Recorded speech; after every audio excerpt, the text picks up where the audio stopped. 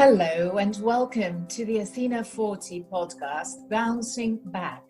I'm Elizabeth Filippouli, founder of Athena 40, an international platform promoting female leadership and connecting individuals from all over the world to exchange knowledge and insights.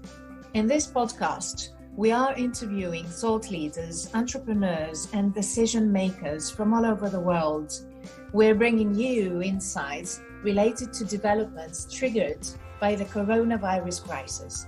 And we speak with pioneering women from across different industries and countries. My guest today is Zain Verjee. Zain is a true force of nature. She is one of the world's most respected and recognized journalists with an action-packed background and experience at CNN as an anchor, reporter, and master interviewer. After years of telling global stories, Zain discovered that every person, every country, every continent has stories worth sharing.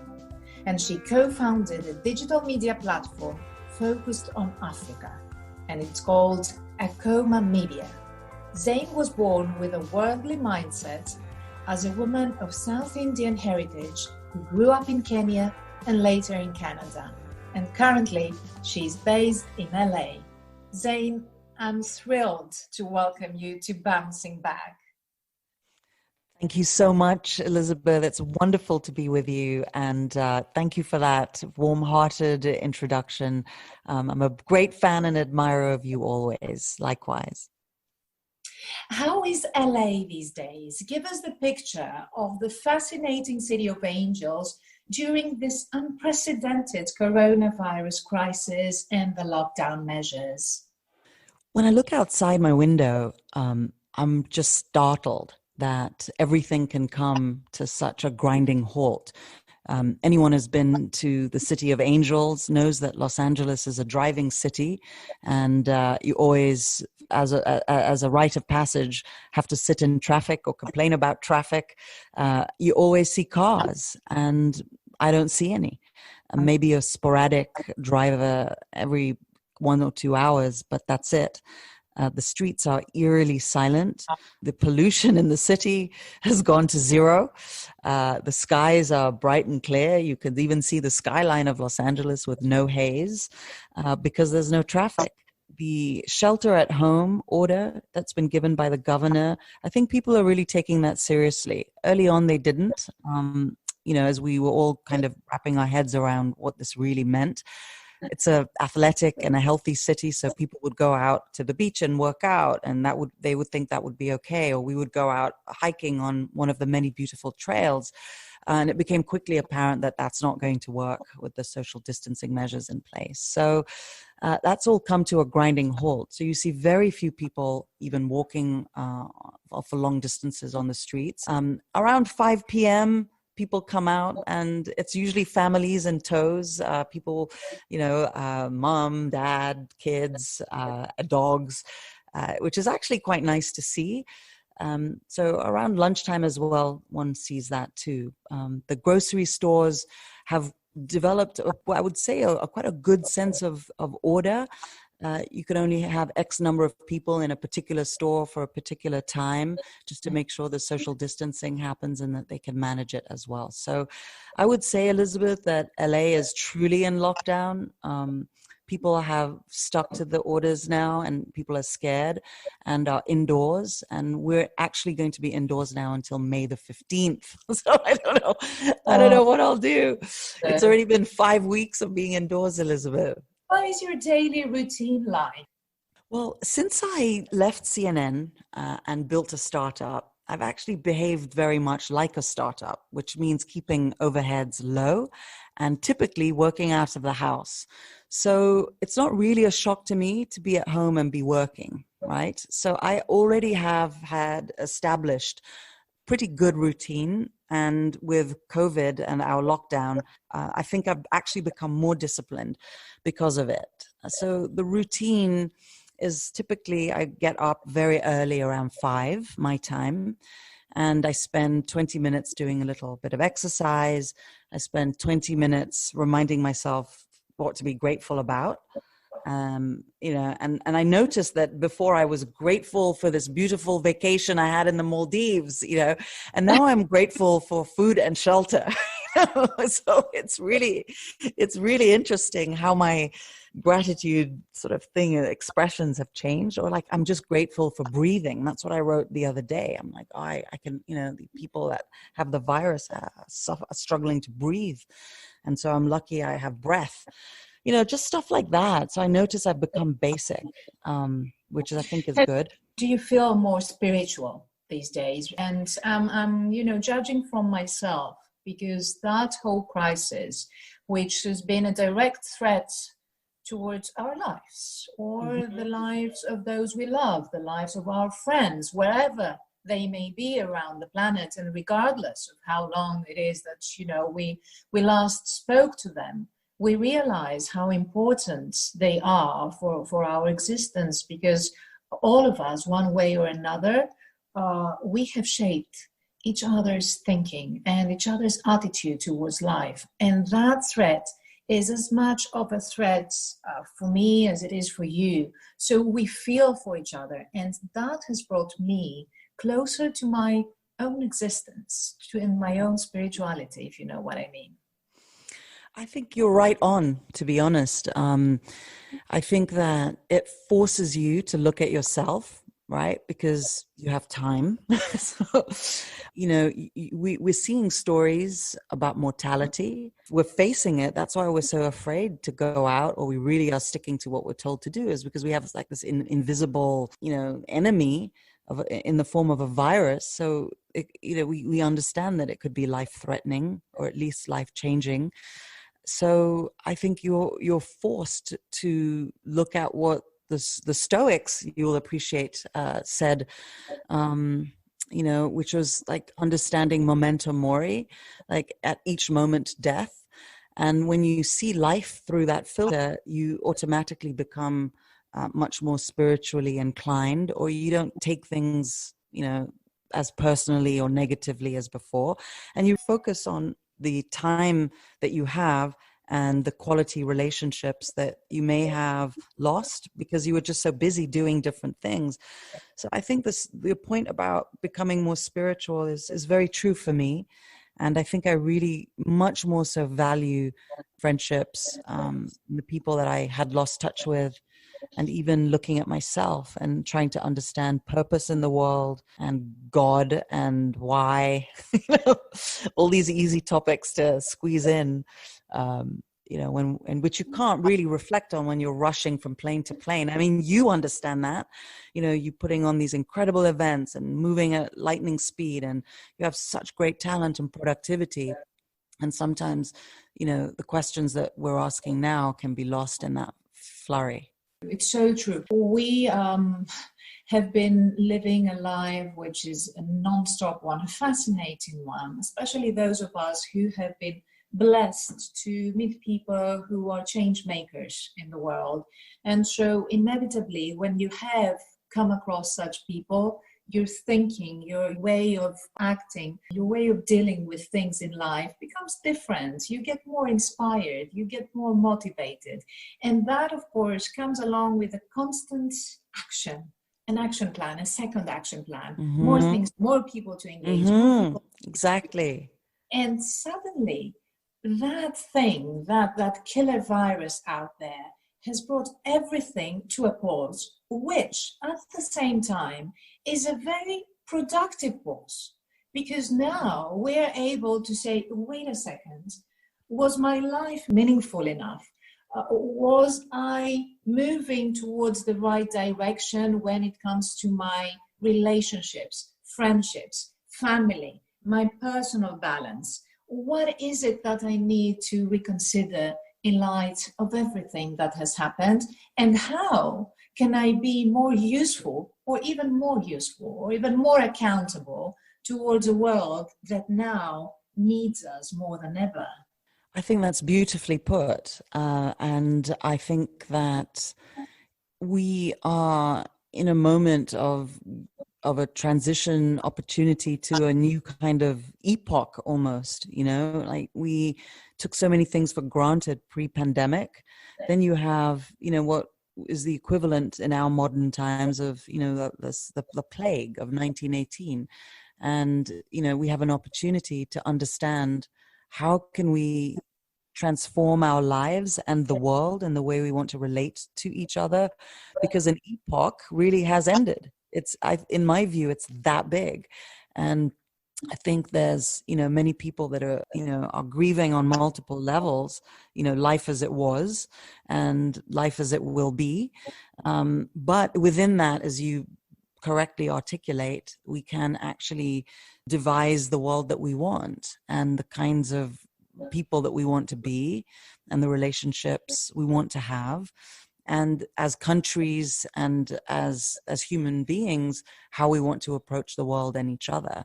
So I think it is as profound as you say, that this is a once in a lifetime challenge, but it's also once in a lifetime opportunity.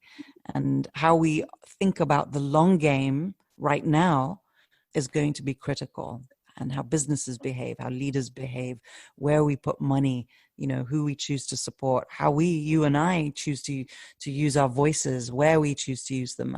I think it is actually an important transformative moment. And of course, social issues that have been lingering for a very long time, to absolute disgrace for humanity, now they have been amplified. For example, homelessness, which is a shocking phenomenon, and it's of such huge proportions in the US, in the UK, in other parts of the world. So now we have come to find solutions, even temporary solutions, so that we get these people inside, which is something that we should have done years ago. But even now with the coronavirus, we are resorting to solutions to look after them during the crisis. Perhaps a lesson or a new, model for tackling homelessness will emerge from what we're currently experiencing, this life-threatening situation. You're absolutely right, Elizabeth. Some of the issues that we've been looking at, like homelessness over the years, and thought, how on earth will we sell homelessness? We've been able to find a solution, albeit, in a week, even if it's a temporary one, but we know that there is one. When I think of that, I'm forced to think about Africa, which I've spent a lot of time looking at, as you know, and building relationships in over the past few years. And you look at health systems, and, they're really showing up in this coronavirus crisis as something that African leaders really failed to invest in successfully. Why? Because many of our leaders could travel to Europe, the United States, to Asia for treatment. And now they can't, and they're forced to rely on the systems that they built that are not up to par. So it really is forcing everybody down to understanding that were we to invest in things that we thought were intractable problems, and we actually now can see them as being solvable because we now have to do it for our own safety and security. Zain, the last time we met was in New York, I think about 3 years ago. What has taken you to LA? Is it the African project or something else? Actually, Elizabeth was looking for a way just to slow down a bit, actually. I personally wanted a better balance in my life, and I wanted to be in an environment where I would have both a creative stimulation. I was personally around close friends and relationships that were important to me. And I wanted to try sort of my hand at the studios here and try and build relationships between the studios and the creative world here, and how would I bring that to Africa?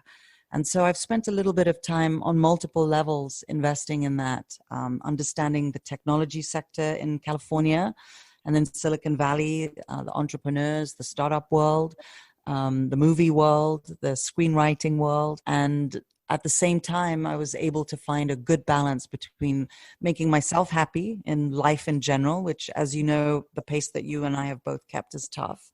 And I found it in California. And I like being at the beach. I like being at the mountains. I like being outdoors. So when I'm here, I feel like I can reset myself. and I can reinvigorate myself. And I'm not in like a London or New York kind of, I have to be productive all the time space, and I don't have room to relax. So it's not ideal distance wise between LA and Nairobi, for example, or Dubai. But I make it work, and I try and stay present wherever I am, you know. So if I'm in Kenya, I'm like full speed traveling all around the region and the country doing my thing. And when I'm here, I'm really thinking, I'm being creative, I'm having a nice life, I have a good personal balance, a health balance, and I like that. And the projects that you have been working on for a few years now, Akoma, tell us more about it. Is it what keeps you excited and inspired? I mean, you are inspired and inspiring, that's for sure. But I would love to know more, and I would love our listeners to hear more about, you know, your Africa, the talent that you discover and you promote, and the stories, because you know, you and I both come from the mainstream media world, and one of the things which I didn't like about, you know, our industry is that we always promote the stories that have a negative angle.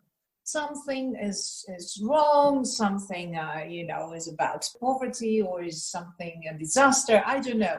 But we never, as mainstream journalists, and I shouldn't generalize, I shouldn't say never, but the news that we cover as mainstream journalists are primarily about negativity. Exactly.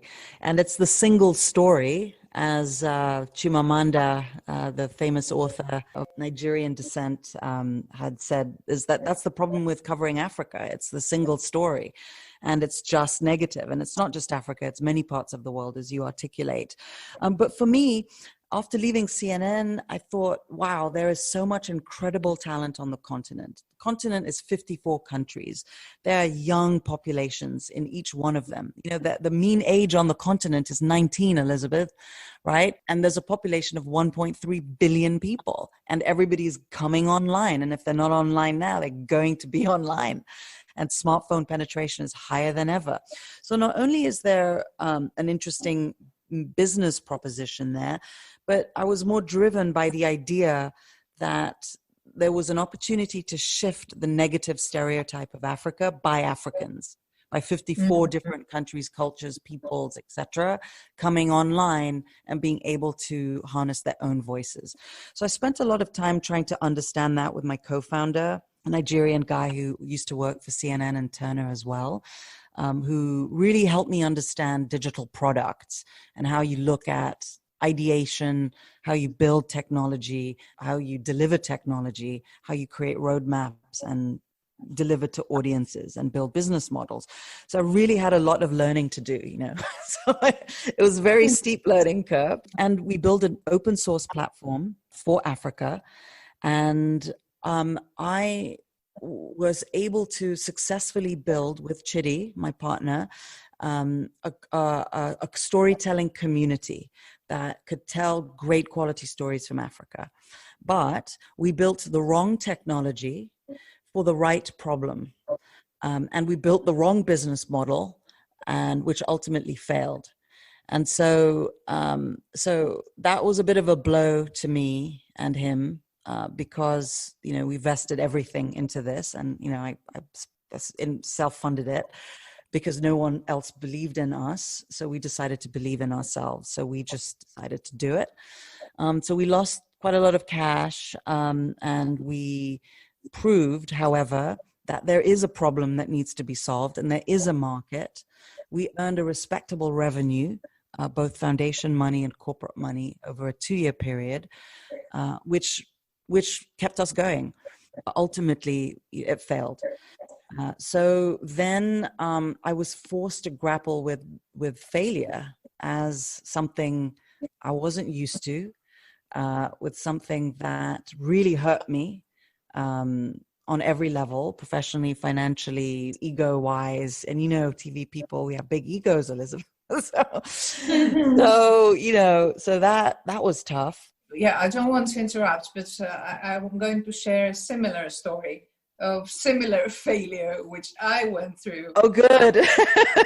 So I know very well what you're talking about, the whole thing, and losing money and the effort and years of trying and putting resources and energy and inspiration on a project which is worthwhile, but because for whatever reason, perhaps because not the right partners are in place, in which that was my story, or perhaps because timing was not right, or perhaps because the right investor was not interested in it, it goes flat on its face.